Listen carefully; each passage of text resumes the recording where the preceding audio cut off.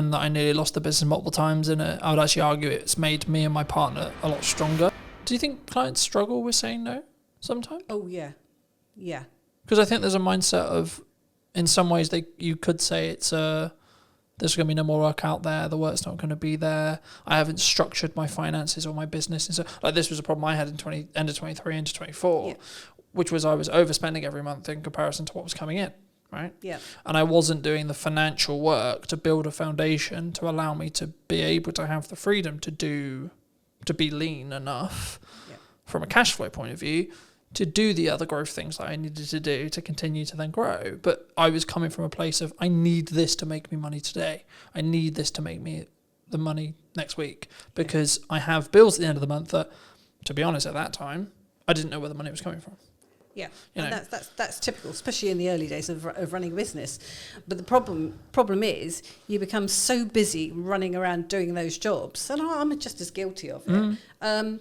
You become so busy running around doing those jobs that you haven't got the time, the bandwidth, or the brain space to actually think about the fact that it's really not going to help where you go. Yeah. I mean, it becomes very much a feast and famine, as we were saying before coming on air. That you spend all your time running around, and you don't set up the next work and things. It's just not top of mind. And I think that's one of the key things about setting down exactly where you want to be, the type of clients you want to be working for, your position in the marketplace, etc., etc. Like I say, you become very blinkered then.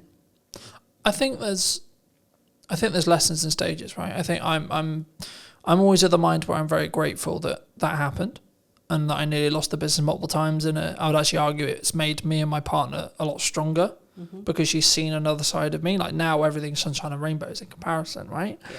But I think for me, it gave me a real reality check, because I'm sure some who know me would be like, oh, Colin's very egotistical. He's very, he thinks he's the bee's knees kind of thing.